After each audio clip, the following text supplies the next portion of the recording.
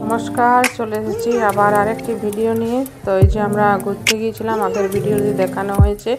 তো সেখানে পৌঁছে প্রথমে আমরা মুড়ি খেলাম, মুড়ি নিয়ে গেছিলাম বাড়ি থেকে, আর পকোড়ি বলা হয়েছে, দেখানো হয়েছে। আর তারপরে আমরা চলে এলাম এই জায়গাটায়। এটা হচ্ছে মুরুগুমা ড্যামের একটি মেন জায়গা, যেখানে যেটা দেখতে সবাই আসে।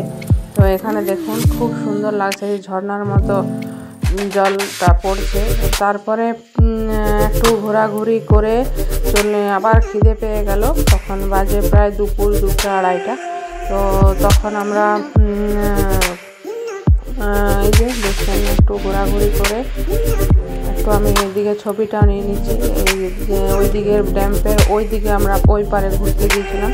তো ঘোরাঘুরি করে চলে এলাম। ওই যে রুটি আর মাংস নিয়ে গেছিলাম। তো দুপুর পেরিয়ে গেছে, তখন খিদেও পেয়েছিল। তো আমরা একটু রুটি আর মাংস সবাই খেয়ে নিলাম। তো তারপরে বিকেলে একটু বসে আবার গাড়িতে বসে গেলাম বাড়ি ফেরার জন্য।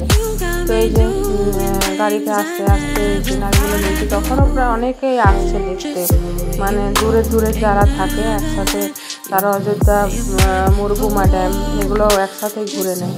এই যে দেখুন গাড়িতে পেরোচ্ছে, অনেক গাড়ি রাখা আছে। আর এই যে ড্যামটা খুব সুন্দর দৃশ্য, এখানে যাদের ইচ্ছে হয় আসবেন দেখবেন।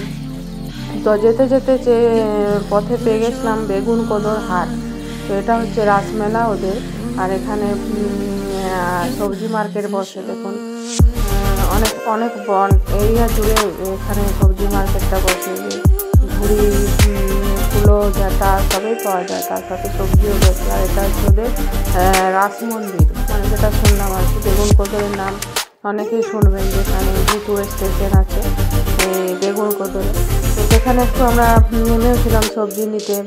এত টাটকা টাটকা সবজি দেখে একটু নিতে ইচ্ছে হয়ে গেল বাড়ির জন্যে।